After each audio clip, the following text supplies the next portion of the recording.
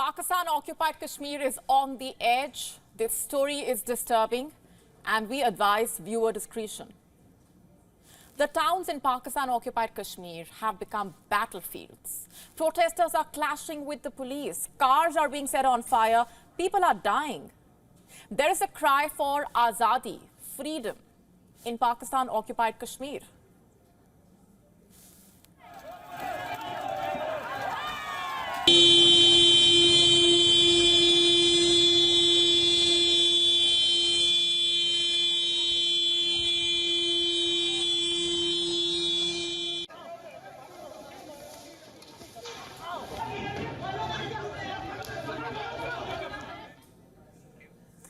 It is day 4 of continuous protests. To say that the mood in PoK is tense will be an understatement. In a first, rangers have been deployed in PoK. Paramilitary forces are continuously parading the towns. Internet has been suspended. Schools are shut. Offices are shut. This is what a civil war looks like.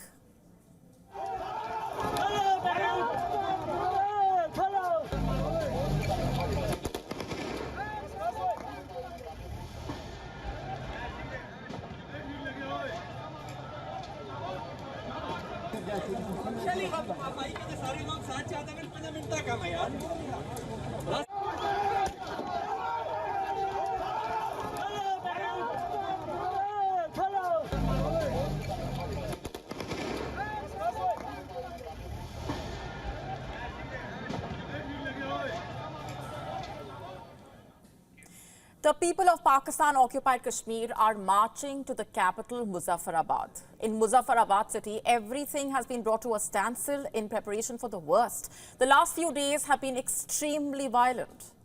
Protesters from across PoK began marching to Muzaffarabad. Authorities tried to stop them in Rawalakot. Protesters were tear-gassed, lathi-charged.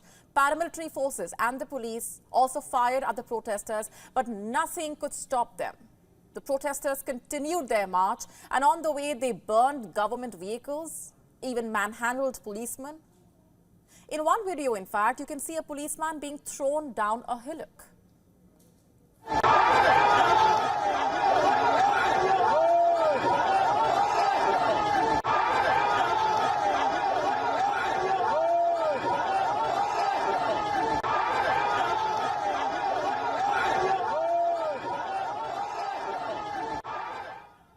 In another video, a man is seen falling into a river.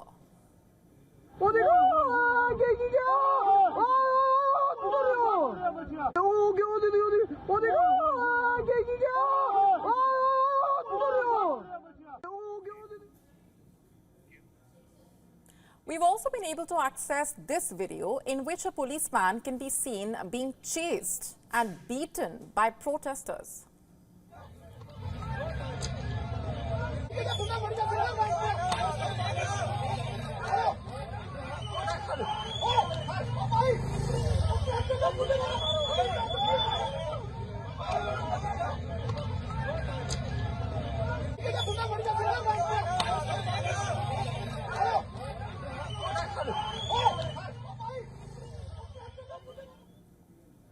And here you have 2 policemen being cornered and manhandled.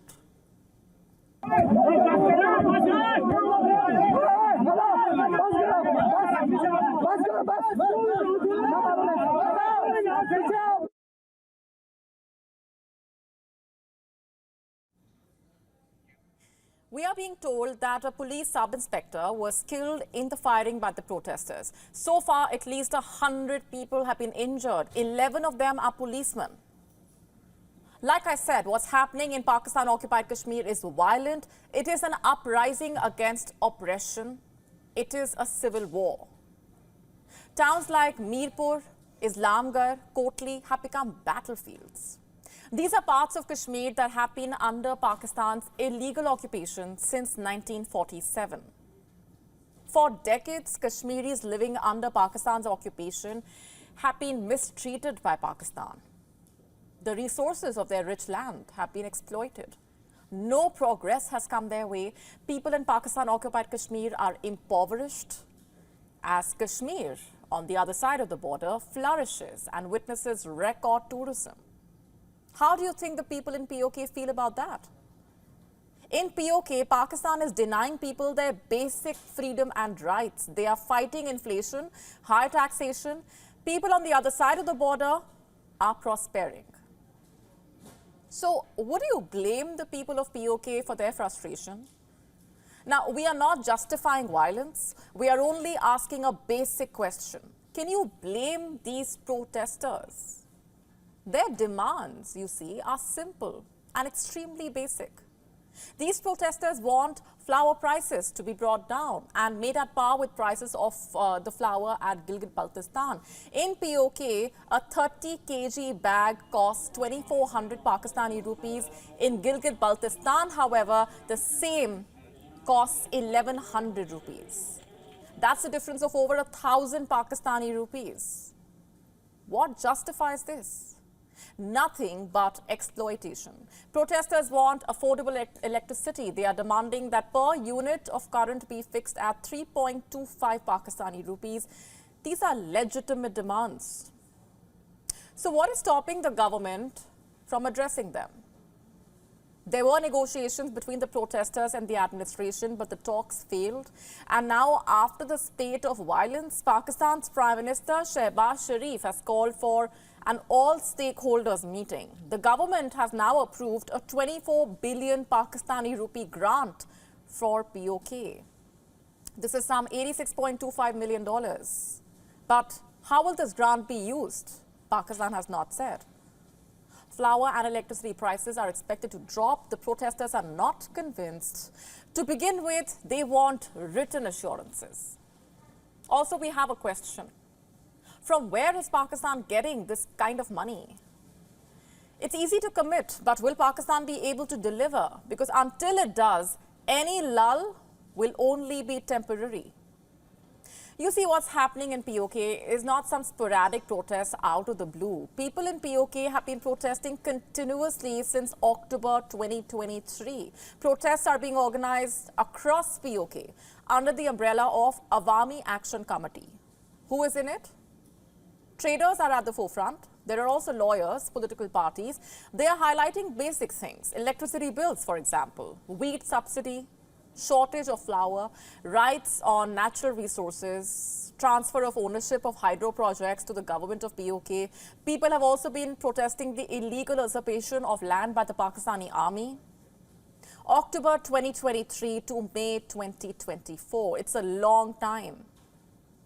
Has the government of Pakistan done nothing? Meetings have been held, their minutes have been published, but nothing has really changed on the ground.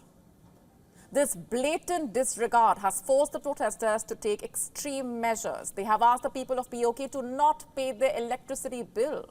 The protesters of PoK also decided to observe the 5th of February as Black Day.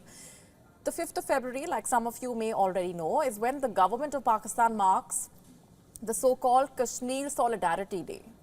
In PoK, protesters called for a complete shutdown to mark the day. They decided to rebrand the day as People's Rights Day. The government of Pakistan could not do much in the face of this insult, so it activated the non-state actors.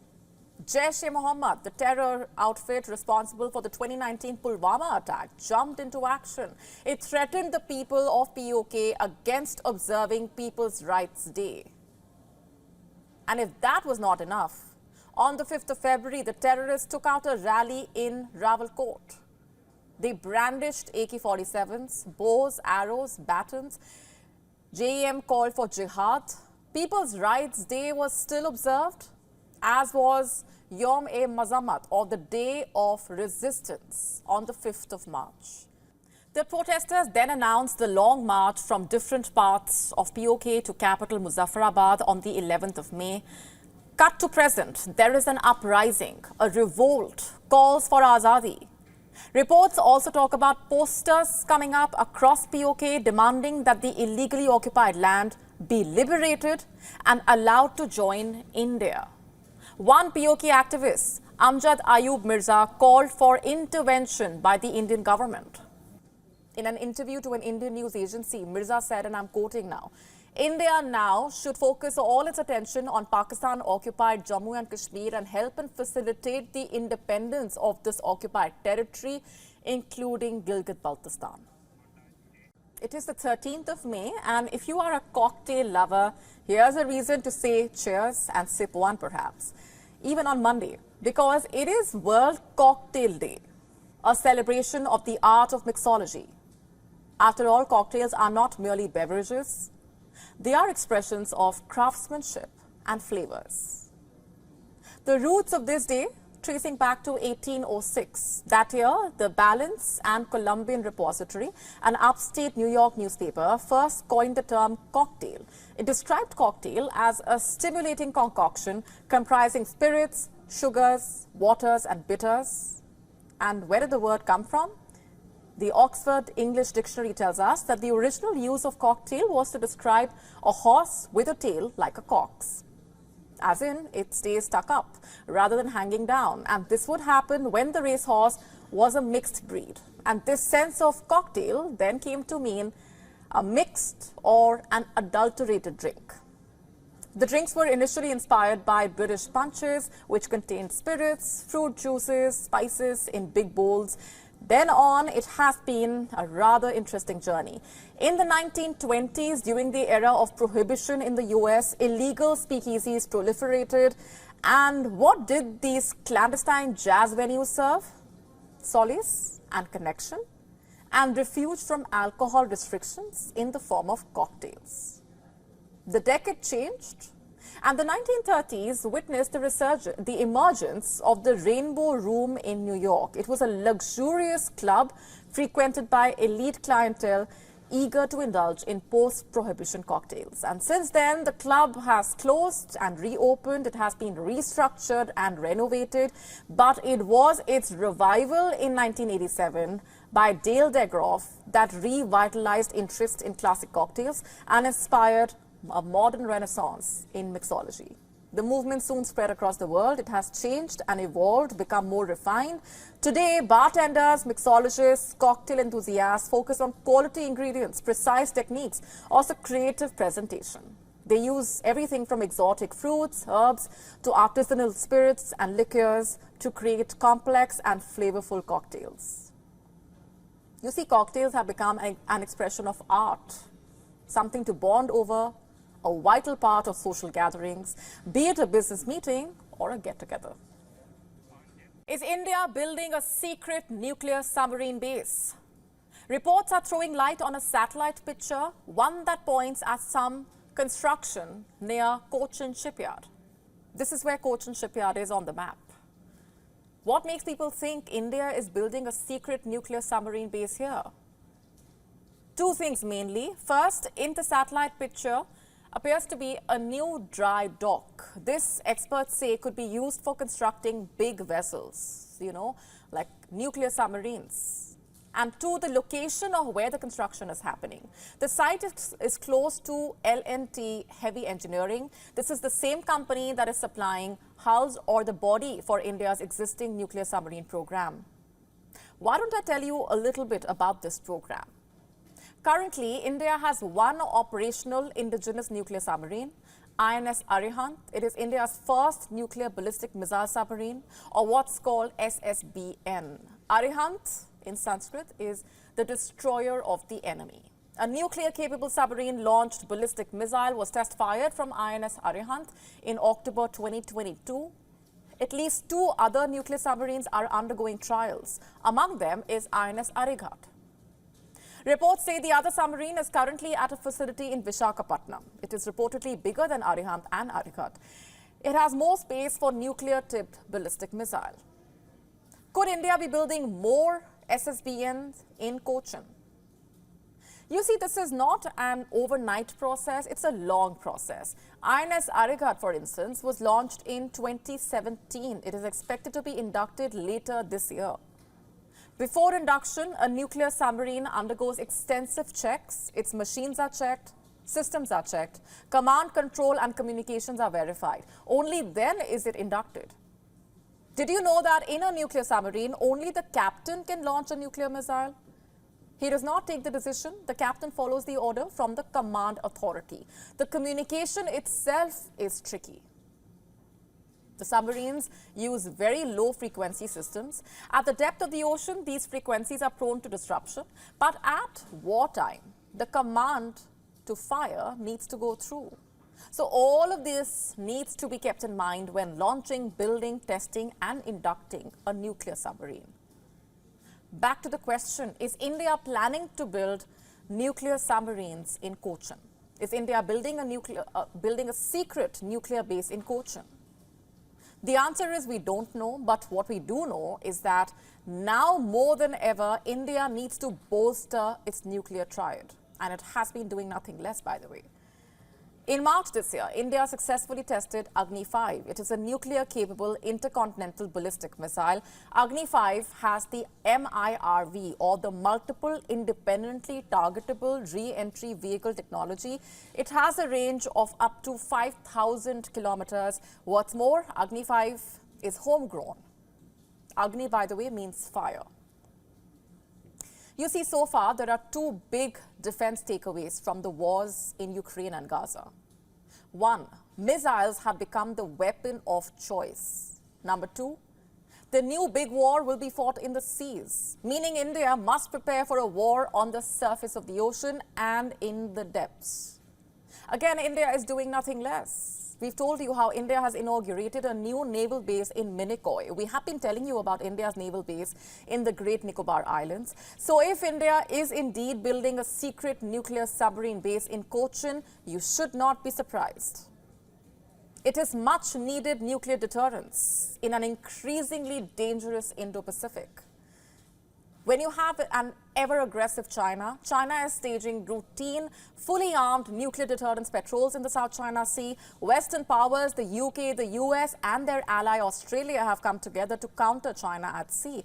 The US and the UK are helping Australia acquire nuclear-powered submarines. South Korea is now showing interest, by the way, in joining this security partnership. And what about China? Beijing is reportedly on track to have its Type 096 ballistic missile submarine operational before the end of this decade. Analysts are calling this submarine a nightmare. And why is that? Because they will be very, very hard to detect. That's what experts are telling us. China is not only widening its own submarine fleet, but also equipping India's western neighbor. In April, China launched the first of the 8 Hangar-class submarines that it is building for Pakistan. These are diesel-electric attack submarines. The plan is to build 4 of the submarines in China and the remaining 4 in Karachi. Reports say these submarines will have advanced stealth features. They will be fitted with state-of-the-art weapons and sensors. This is India's immediate neighbor we are talking about. The two neighbors have been previously engaged in a naval war. The sinking of Pakistan's submarine PNS Ghazi was a key moment in the 1971 war. So come to think of it, at a time like this, a secret Indian nuclear submarine base makes a lot of sense.